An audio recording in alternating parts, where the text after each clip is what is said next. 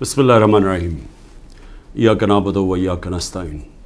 میرے پاکستانیوں، سب سے پہلے تو یوب کے اندر جو ہمارے فوجی شہید ہوئے اور جو زخمی ہوئے، میں ساری قوم کی طرف سے ان کے خاندانوں کو، ان کے بہن بھائی، رشتہ دار، بیوی، بچے، ماں باپ، ہم سب ساری قوم کی طرف سے آپ کے لیے دعا کرتے ہیں کہ اللہ آپ کو صبر دے اور آپ کو طاقت دے یہ مشکل وقت کا سامنا کرنے کے لیے۔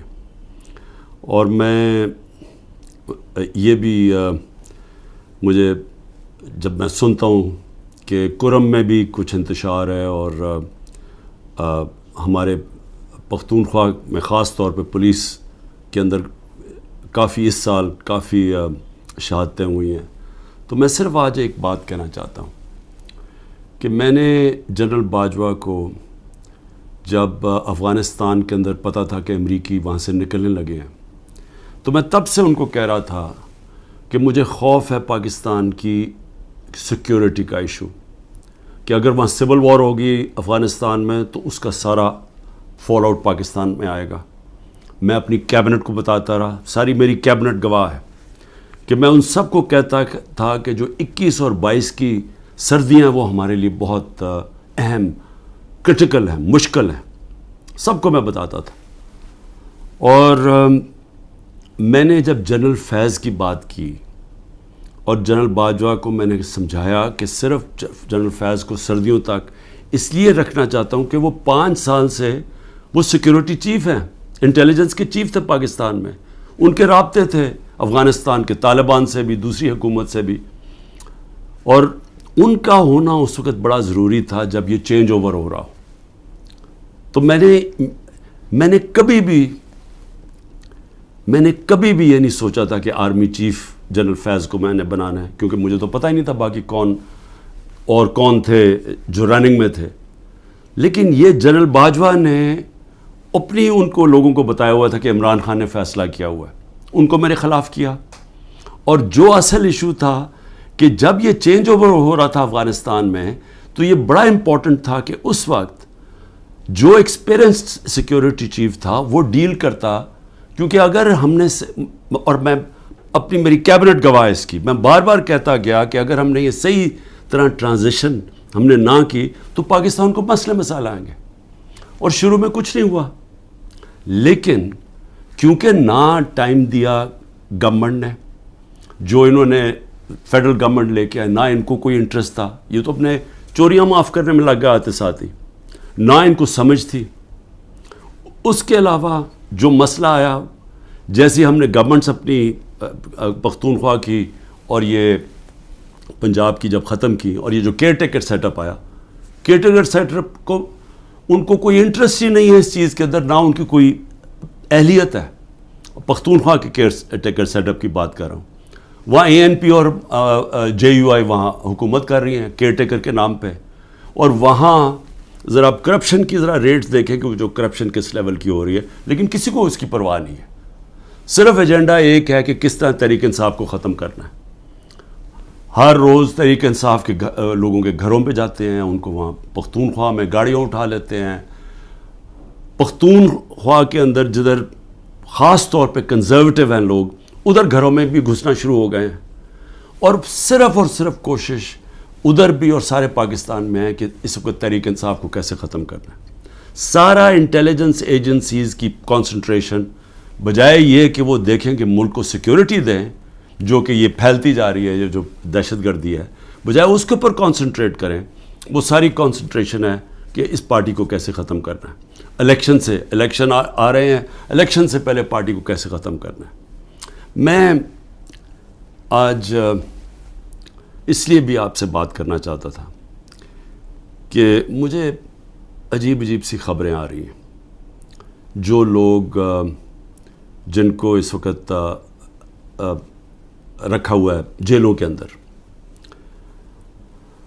اب کیا کوشش کی جا رہی ہے، اپروورز ڈھونڈے جا رہے ہیں۔ ہمارے لیڈرشپ سے یا وہ لوگ جو پکڑے ہوئے ہیں ان سے اپروور کیا بن رہے ہیں، اپروور کا وعدہ معاف گواہ کیا ہے کہ جی یہ کہیں کہ یہ عمران خان کے کہنے کے اوپر ہم نے یہ کور کمانڈر کے گھر میں حملہ کیا، اور وہاں جا کے یہ بھی سننے ہیں، ذرا سنیں بات، کہ وہاں جو کاغذات جو سیکرٹ فائلز پڑی تھی ان کو کسی طرح آگ لگانی تھی یا کیا کرنا تھا۔ یہ عمران خان کہہ رہا ہے کہ فوجی انسٹالیشنز کے اوپر اٹیک کرو، اور ادھر پھر کوئی سیکرٹ فائلز، یہ بھی کہیں 164 کے بیان لکھوانے کی کوشش ہو رہی ہے ان لوگوں سے، میجسٹریٹ کے سامنے جا کے کہے کہ جی عمران خان نے مجھے بھیجا تھا وہاں، اور آگ بھی لگانے کو، اور پھر وہ کوئی فائلیں بھی جلانے کو۔ اب میں جو یہ کرنے کی کوشش کر رہے ہیں، میرا آپ سے سوال ہے، پہلی چیز کہ کیا یہ پبلک مان جائے گی اس کو کہ عمران خان چاہے گا کہ فوجی نہتے شہریوں سے فوج کے اوپر اٹیک کروائے گا عمران خان؟ یا تو چلیں یہ کہنا بغاوت کا مطلب ہوتا ہے کہ بندوقوں سے اٹیک ہوتا ہے، سول وار میں دونوں طرف بندوقیں ہوتی ہیں، آپ سول وار کی بات کر رہے ہیں نا، بغاوت کیا؟ اپنی فوج کے خلاف اگر عمران خان کرے گا تو وہ کوئی عورتیں جن کو پکڑا ہوا ہے، کیا وہ عورتیں جائیں گی وہاں، اور وہاں نوجوان جائیں گے جن کے پاس کوئی ہتھیار نہیں ہوں گے، وہ جا کے اٹیک کریں گے فوج کو؟ کوئی یہ عقل ہے؟ یہ کیا یہ لوگ مان لیں گے یہ؟ اور پھر بیان یہ دے رہے ہیں کہ کوئی کاغذات وہاں، کوئی میں نے ملک کی سیکرٹس کے اوپر کوئی کچھ کرنا تھا، یعنی میں نے کوئی ان کی سیکرٹ فائلز کوئی جلانی تھی یا کیا کرنی تھی۔ عمران خان کا جینا مرنا پاکستان میں، اس کی کوئی باہر نہ پراپرٹیز ہے، نہ پیسہ ہے، نہ بینک اکاؤنٹس ہیں۔ کیا وہ جس ملک کے اندر جینا مرنا چاہے گا، وہ چاہے گا کہ اس ملک کی فوج تباہ ہو جائے؟ اور جب کہ اس کو پتہ ہے کہ ساتھ والا جو ہمارا ہمسایہ ہے، اس کے اندر جو RSS کی آئیڈیالوجی ہے، جو ان کا نظریہ ہے، وہ پاکستان کو تسلیم ہی نہیں کرتے، وہ جو مسلمانوں پہ ظلم کر رہے ہیں وہاں ہندوستان میں، تو ان کی تو پوری آئیڈیالوجی ہے اس چیز پہ، وہ تو پیچھے دیکھتے ہیں کہ جب سے مسلمان آئے ہماری ہندوستان کی تباہی ہوئی ہے، وہ تو ہمیں سارا ذمہ دار، ہر بری چیز کا ذمہ دار وہ مسلمانوں کو اور پھر پاکستانیوں کو ٹھہراتے ہیں۔ تو کیا عمران خان جو ایک آزاد انسان ہے، وہ چاہے گا کہ اپنی فوج کمزور ہو جائے؟ اور فوج کمزور ہونے کا مطلب کہ ملک پھر ٹوٹ جائے، کیونکہ اتنا بڑا جو ہمارا ہمسایہ جو مضبوط ہوتا جا رہا ہے، تو ان کے تو آپ تھنک ٹینکس میں دیکھیں، ان کے تو تھنک ٹینک کہتے ہیں کہ پاکستان کو 3 حصے میں کر دو۔ پہلے تو یہ جو 164 کا بیان ہے، یہ اگر لکھوا بھی لیں گے لوگوں سے، کیا یہ قوم مان جائے گی؟ کیا 9 مئی کا قوم مان گئی ہے کہ یہ عمران خان نے ساری سازش کی تھی؟ یعنی اپنے اوپر یہ حملہ کروایا پہلے کمانڈو سے، اور اپنے آپ کو پھر اس نے جیل میں ڈلوایا، اور پھر وہ سارا پلان کے تحت اس نے فوج کے اوپر حملہ کروا دی۔ کیا یہ قوم مان گئی ہے؟ یہ جو سازش ہے، بغاوت ہے، یہ قوم مان گئی ہے کہ عمران خان بہت بڑا غدار ہے؟ اور اگر آپ نے چیک کرنا ہے تو اوپینین پولز دیکھ لیں، سرویز اٹھا کے دیکھ لیں، کوئی سروے اٹھا کے دیکھ لیں، دکانوں میں نکل جائیں، بازاروں میں پوچھیں کہ کیا یہ واقعی عمران خان نے بغاوت کی تھی؟ اور میں آپ کو اس لیے یہ کہہ رہا ہوں کہ دیکھیں، جو پبلک اوپینین ہے وہ اس طرح کنٹرول نہیں ہو سکتا۔ آپ پروپیگنڈا سے پبلک اوپینین کو نہیں کنٹرول کر سکتے کہ یہ اگر 164 کا بیان آ بھی جائے گا، عمران خان کو جیل میں بھی ڈال دیں گے، سزا بھی دلوا دیں اس کو، سالوں میں جیل میں رکھ لیں، کیا قوم مان جائے گی اس کو؟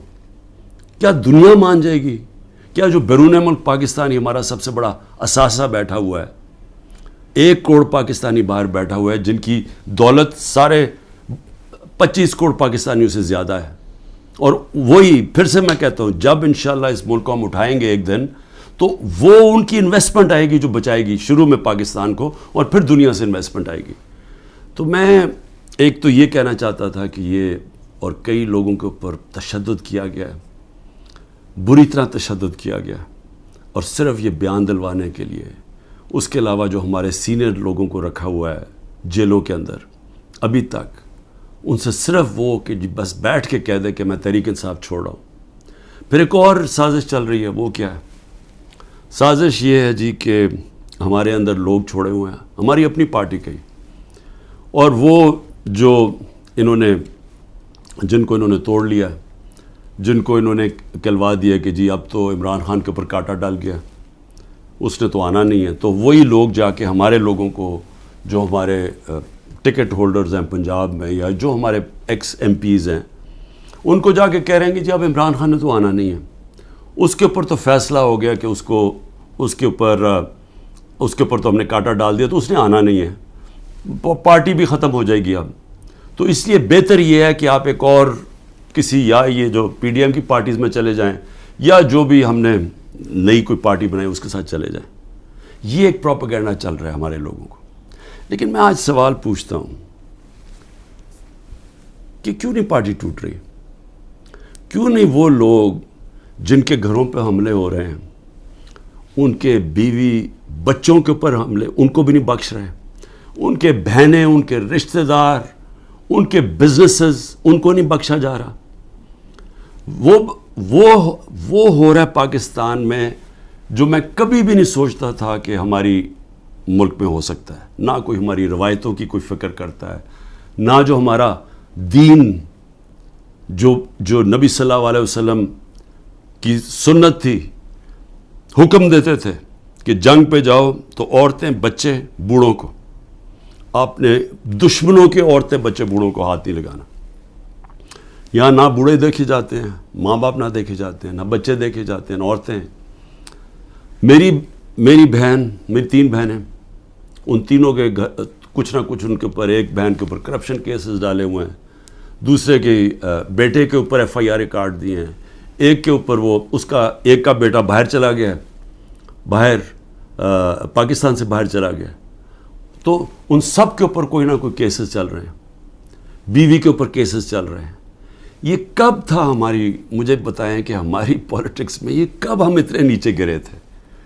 ہاں تھے، یہ نواز شریف کی خاص طور پہ، یہ شریف خاندان کا تھا کہ گھر کی عورتوں کے اوپر ہمیشہ اٹیک کرتے تھے. بے نظیر کی اور اس کی والدہ کی تصویریں انہوں نے لاہور کے اوپر نیچے پھینکی، گندی تصویریں. انہوں نے وہ جو ویڈیو ٹیپس، مریم ماہر ہے ٹیپس کے اوپر، وہ ٹیپس بنا لیتے ہیں، بلیک میل کرتے ہیں. یہ تو تھا ان کی روایت پرانی. لیکن یہ ہماری اس قوم کے اندر، ہمارے کبھی بھی ویلیو سسٹم میں اس طرح ہم کبھی بھی نہیں گرے تھے. اس کے علاوہ لوگوں کو اغوا کیا ہوا ہے. اور میں یہ ذرا بتا دوں کہ ہمارا اظہر ماشوانی، ہمارے سوشل میڈیا کا، اس کا بھائی کو 2 مہینے سے اٹھایا ہوا ہے. ہمارا جو علی اوان ہے، ہمارے اسلام آباد سے جو MN ہے، ان کے بھائی کو، وہ ایک پروفیشنل ہے، اس کا تعلق ہی کوئی پارٹی سے نہیں ہے، اس کو اغوا کر کے لے گئے. شہزاد اکبر جو انگلینڈ گیا ہوا ہے، اس کے بھائی جو کہ نارمل نہیں ہے، اب نارمل ہے اس کا بھائی، اس کو اٹھا کے لے گئے، وہ غائب کیا ہوا ہے. یہ سب غائب کیے ہوئے ہیں. جب عدالت میں جاتے کہتی تھی پیش کرو، پولیس کہتی جو ہمیں پتہ ہی نہیں کدھر گئے. اعظم خان جو میرے پرنسپل سیکرٹری تھے، ان کو اٹھا کے غائب کر دیا ہے. اور کوشش کیا ہو رہی ہے اس کو اپروور بنانے کی، جی عمران خان کے خلاف کوئی سٹیٹمنٹ دیں کہیں نہ. تو شہزاد اکبر جو انگلینڈ میں بیٹھا، اس کو میسیجز آ رہی ہیں ہم سب کو چھوڑ دیں گے اگر تم عمران خان کے خلاف اپروور بن جاؤ کہ اس کے خلاف کوئی سٹیٹمنٹ دے دو. اور عمران ریاض، اب اس کا کیا تعلق تھا 9 مئی کے ساتھ؟ وہ غائب کیا ہوا ہے. اس کو بھی عدالت کہہ رہی ہے اس کو بلاؤ، وہ بھی نہیں آ رہا. یعنی کب پاکستان میں ایسے ہوا تھا؟ کون سے ایک ملک جو کہتا ہے، ابھی بھی ہم کہتے ہیں ہم جمہوریت ہیں، کس ملک کے اندر اس طرح کی نہ عدالتوں کی سنی جاتی ہے، نہ لوگوں کے فنڈامنٹل رائٹس کی کسی کو کوئی پرواہ ہے؟ جو مرضی طاقتور جو فیصلہ کرتا ہے، جو وہ سمجھتا ہے وہ کرنا چاہے وہ کر سکتا ہے. تو میرا سوال یہ ہے کہ جو بھی طاقت میں بیٹھے ہوئے ہیں، جو یہ سب کچھ کروا رہے ہیں، میں آپ سے ایک سوال پوچھتا ہوں کہ کبھی آپ نے سوچا ہے کہ اتنا زیادہ کسی کے ایک پارٹی کے اوپر آپ زور لگائیں اور ظلم کریں اور وہ پھر پارٹی نہ ٹوٹے؟ پنجاب کے اندر کتنے ٹکٹ ہولڈرز توڑ لیے ابھی تک؟ 297 ہیں ٹکٹ ہولڈرز، ان میں سے 40-50 توڑے ہیں. باقی کیوں نہیں ٹوٹ رہے؟ سب گھروں میں سے نکلے ہوئے ہیں. انہوں نے اپنی فیملیز کو گھروں سے نکال دیا ہے، سب چھپے ہوئے ہیں، بزنسز ان کی بند ہے، وہ ٹوٹ کیوں نہیں رہے؟ سوال پوچھا اپنے آپ سے کہ اتنا ہی زور لگایا، ابھی پختونخوا کے اندر پوری کوشش ہو رہی ہے، کیوں نہیں ٹوٹ رہے؟ وہ اس لیے نہیں ٹوٹ رہے. اور میں بڑے ادب سے اپنے پاور بروکرز کو کہنا چاہتا ہوں کہ بڑا غور سے میری بات سنیں. میں 27 سال سے پولیٹکس میں ہوں، 0 سے پارٹی شروع کی. کوئی میری پولیٹیکل بیک گراؤنڈ نہیں تھی. میری کوئی والد یا میرے وہ نانا دادا کوئی پولیٹکس میں نہیں تھے. میں نے زیرو سے شروع کیا اور آہستہ آہستہ پبلک کو اپنے ساتھ جوڑا، جو بڑی دیر لگی، اور آہستہ آہستہ پارٹی بنائی. کسی نے اس طرح کی پارٹی نہیں بنائی. ذوالفقار علی بھٹو پہلے 8 سال ایک ملٹری ڈکٹیٹر کے منسٹر رہے تھے، اور پھر رائٹ لیفٹ کی سیاست تھی، ساری پولیٹکس ختم کر دی تھی. ایوب خان نے ایبڈو لگا دیا تھا، سارے پولیٹیکل پارٹیز بین کر دیا تھا. اس کے اندر ذوالفقار علی بھٹو نے پھر پیپلز پارٹی بنائی، اور ان کو بھی 4 سال لگے اور وہ پھر پاور میں آ گئے. اور اس کے علاوہ باقی کسی کا باپ پارٹی تھا، کسی کا دادا تھا، کسی کا نانا تھا. ایک نواز شریف نے وہ کس طرح پارٹی بنائی. جنرل ضیاء نے فیصلہ کیا، جنرل جیلانی نے ریکویسٹ کی کہ جی یہ بڑا اچھا بچہ ہے، اس کو لے آئیں. والد صاحب نے کہا کہ جی اور کسی کام کا نہیں تو چلو اس کو پالیٹکس میں ڈال دو. وہ پالیٹکس میں آ گیا. اس کو مینوفیکچر کیا گیا. GHQ کے اندر نواز شریف مینوفیکچر ہوا. ایک ٹیسٹ ٹیوب بیبی پیدا کی گئی پالیٹکس میں. وہ اس طرح پالیٹکس میں آیا تھا. تو تجربہ، میں صرف یہ کہہ رہا ہوں کہ جس آدمی نے زیرو سے پارٹی شروع کر کے 2 پارٹی سسٹم بریک کر کے آج اللہ کا کرم ہے سب سے بڑی پارٹی ہے پاکستان میں، تو کم از کم میرے ویوز ہی سن لیں. کیونکہ یہ جو بھی آپ حربے استعمال کر رہے ہیں یہ آپ کامیاب نہیں ہونے لگے. یہ آپ ملک کی تباہی کریں گے لیکن آپ کامیاب نہیں ہوں گے. کیونکہ دیکھیں، جب ایک آئیڈیا، اور یہ پالیٹکس یہ 90 کی دہائی کی پالیٹکس نہیں ہے. 90 کی دہائی میں پالیٹکس کیا تھا؟ الیکٹیبلز تھے. اسٹیبلشمنٹ انہوں نے ایک طرف ایک پارٹی کا ساتھ دیتی تھی، الیکٹیبلز تھوڑے ادھر چلے جاتے تو وہ پارٹی جیت جاتی تھی. یہ تھی 90 کی دہائی کی پالیٹکس. اور پھر یہی آگے جب جنرل مشرف نے کیا کیا، پہلے 2/3 اکثریت والی نون لیگ، ان کو کوئی تشدد نہیں کیا گیا. ان کو کسی صوبے دار کا بھی ٹیلی فون آتا تھا نا تو وہ سیدھا کاف لیگ پہ چلے جاتے تھے. کوئی مشکل نہیں تھی، کوئی بزنسز نہیں بند ہوئی، کوئی جیلوں میں نہیں ڈالا. ساری کی ساری نون لیگ کاف لیگ پہ چلی گئی. اور اگر وہ جو باقی، میں پھر سے کہتا ہوں، جو بچے ہوئے تھے نون لیگ والے، اگر ان کے اوپر 5% بھی وہ تشدد کرتے جو ہمارے پہ ہو رہا ہے، انہوں نے بھی کاف لیگ پہ چلے جانا تھا. تو وہ پالیٹکس، وہ زمانہ چلا گیا ہے. یہ اب پالیٹکس ہے 1970 کی پالیٹکس. یہ آ گئی ہے نظریے کی پالیٹکس. 1970 کے بعد پاکستان میں نظریہ ختم کیا گیا تھا. جنرل ضیاء الحق نے نان پارٹی بیس الیکشن کروا کے نظریہ ختم کر دیا تھا. وہ جو 1970 کے اندر جو نظریاتی پالیٹکس تھی، اس نے سارے پرانے پولیٹیکل ہاؤسز کو اڑا دیا. ویسٹ پاکستان میں ذوالفقار علی بھٹو نے، اور ایسٹ پاکستان میں مجیب الرحمان نے. صرف نظریہ جیتا تھا. یہ آ گئی ہے نظریاتی پالیٹکس. یہ جو ہمارے لوگ ہیں وہ اتنی مشکلات کے بغیر کیوں نہیں چھوڑ رہے؟ کہ ان کو پتہ ہے کہ جب وہ چھوڑیں گے ان کی پالیٹکس ختم ہو جائے گی. ان کو پتہ ہے کہ ووٹر جو نیچے بیٹھا ہوا ہے، وہ ووٹر کہہ رہا ہے کہ اگر آپ نے تحریک انصاف کے ٹکٹ کے اوپر نہ لڑے ہم آپ کو ووٹ نہیں دیں گے. وہ لوگ کہہ رہے ہیں جن کے اپنے ووٹ بینکس ہیں، ان کا اپنا ووٹ بینک کہہ رہا ہے کہ آپ کو صرف ہم تب جتائیں گے جب آپ تحریک انصاف پہ کھڑے ہوں گے. تو قوم کے دل تو اللہ کے ہاتھ میں ہے. اللہ جب لوگوں کے دل بدل دیتا ہے تو انگریزی میں پھر فریز آ جاتا ہے کہ an idea whose time has come. No number of armies can destroy an idea whose time has come. جتنی مرضی فوجیں ہوں، وہ جب ایک نظریے کا وقت جو اللہ ڈالتا ہے دلوں میں، جب وہ آ جاتا ہے آپ کچھ نہیں کر سکتے. آپ جو بھی کریں گے وہ بیک فائر کرے گا. 14 مہینے سے کوشش کیا جا رہا ہے کہ نظریہ کو ختم کرنے کا، اور 14 مہینے سے کوئی سروے کروا لیں، آپ کو بار بار ایک ہی رزلٹ آئے گا کہ لوگ اور زیادہ تحریک انصاف کے ساتھ آ گئے. اس لیے میری ریکویسٹ یہ ہے کہ یہ پولیٹیکل انجینئر سے ملک کو تباہ کر رہے ہیں. اس وقت ضرورت ملک کو پولیٹیکل سٹیبلٹی کی ہے. پولیٹیکل انجینئرنگ کے جی سارے بندر بانٹ کر دو، یہ چھوٹے چھوٹوں کو کسی کو یہ دے دو اور سیٹیں بانٹ دو پارٹیز کے بیچ میں تھوڑی تھوڑی، اور اپنے بھی لوگوں کو، اور پھر الیکشن کمیشن کے ساتھ دھاندلی کر کے جتا دو. یہ ملک کو ڈی سٹیبلائز کرے گا، یہ سٹیبلٹی نہیں لے کے آئے گا. اس میں بجائے سیاسی استحکام آنے پہ، جس کی وجہ سے معاشی طور پہ استحکام آئے گا، یہ الٹا ہو جائے گا. اس سے ملک تباہی کی طرف جا رہا ہے. اور میں وہ پاکستانی ہوں، پھر سے میں ریپیٹ کرتا ہوں، میں نے یہ ملک کے چھوڑ کے نہیں جانا، میں نے اس ملک کے ساتھ یا اوپر جاؤں گا یا نیچے جاؤں گا. میں وہ پاکستانی آپ کو ایک ملک کی خاطر کہہ رہا ہوں کہ یہ راستہ نہ پکڑیں جس طرف ہم جا رہے ہیں، یہ ظلم نہ کریں. اس کا کوئی فائدہ نہیں ہونے لگا سوائے ملک کو نقصان ہونے لگا. اور یہ اگر خیال ہے اب تک آپ کا کہ میں اس پریشر میں آ جاؤں گا، یہ جو 180 کیسز ہیں 200 کر دیں، کیسز جیل میں ڈال دیں، ڈسکوالیفائی کر دیں، اس سے مجھے کوئی فرق نہیں پڑے گا، کیونکہ میں نے تو جو بھی ہوگا میں تو اپنے نظریے کے ساتھ کھڑا ہوں. لیکن یہ انجینئرنگ سے ملک کو وہ نقصان ہوگا جو ہماری معیشت کوئی بھی نہیں سنبھال سکے گا، اور وہ سب کے ہاتھ سے نکل جائے گی.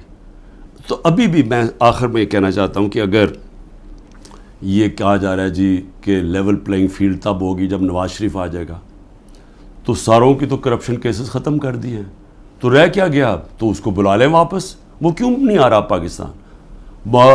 چوری کر کے جیل کی سزا، جیل کی 10 سال کی سزا ملی ہوئی ہے، وہ اپنی کہتا ہے جی میری طبیعت نہیں ٹھیک، میں نے مر جانا ہے اگر مجھے برطانیہ نہ بھیجا، اس کو باہر بھیج دیا. یہ پرائم منسٹر نے عدالت میں ایفیڈیوٹ دیا اور ابھی تک کوئی ایکشن نہیں لیا، اور وہ وہاں بیٹھا ہوا اور وہاں جا کے پالیٹکس کر رہا ہے اور آرام سے زندگی انجوائے کر رہا ہے، انتظار کر رہا ہے کہ جب تک عمران خان جیل میں نہیں جاتا، پی ٹی آئی ختم نہیں ہوتی، وہ آتا نہیں. میں کہتا ہوں اس کو واپس بلا لیں، کیونکہ معاف تو ساروں کو کر ہی دیا ہے، اب تو کوئی کرپشن ایشو ہی نہیں گیا. اور میں صرف یہ کہتا ہوں کہ صرف یہ میرا ایک چیلنج ہے کہ جس حلقے سے بھی وہ کھڑا ہوگا میں اس حلقے سے کھڑا ہوتا ہوں، اور میں کوئی کیمپین بھی نہیں کروں گا. یہ ڈر ہے نا کہ عمران کو جیل میں ڈال دو، میں کیمپین بھی نہیں کرتا. لیکن میں آج آپ کو پاکستان کی عوام کی فیلنگ بتا رہا ہوں کہ یہ ملک بدل چکا ہے. یہ ملک کبھی بھی اس طرح کے لوگوں کو اب ووٹ نہیں دے گا. قوم کو سوشل میڈیا نے بدل دیا ہے، بچے کے اندر شعور آ گیا ہے. وہ چلے گئے دن جب جس کے اوپر شفقت کا ہاتھ اسٹیبلشمنٹ کا آتا تھا وہ جیت جاتا تھا. یہ آپ کو پچھلی جولائی کے اندر جب پنجاب کے الیکشنز ہوئے پتہ چل جانا چاہیے تھا کہ لوگوں کی موڈ کدھر جا رہی ہے. وہ اگر جولائی میں پورے جو اسٹیبلشمنٹ کی پوری مدد کیے بغیر کے ساتھ، اس کے باوجود الیکشن کمیشن کی پوری مدد، اگر اس کے باوجود ہار گئے تو اب کیا ہوگا ان کے ساتھ؟ تو اس لیے ان لوگوں کو جو اپنی اب سیاسی موت دیکھ رہے ہیں اور جو اسٹیبلشمنٹ کے پیچھے چھپ رہے ہیں، جن کو کوئی فکر نہیں ہے کہ ملک کو کیا ہوتا ہے، کیونکہ ان کے پیسے باہر پڑے ہیں، ان کے تو ڈالرز میں پیسے پڑے ہوئے ہیں، ان کو تو فرق نہیں پڑنا. تو یہ آڑ لے کے بیٹھے ہوئے ہیں کہ ہمیں اسٹیبلشمنٹ کسی طرح پی ٹی آئی کو ختم کرے تاکہ جناب یہ ان کے پھر جو 30 سال سے پیسہ کھا رہے ہیں ملک کا اور باہر بھیج رہے ہیں، یہ وہ دھندے پہ لگ جائیں. یہ ان کی ہے. لیکن جن لوگوں کا جینا مرنا پاکستان میں ہے ان کو تو سوچنا چاہیے کہ یہ تباہی کی طرف ملک کو نہ لے کے جائیں. پاکستان زندہ باد.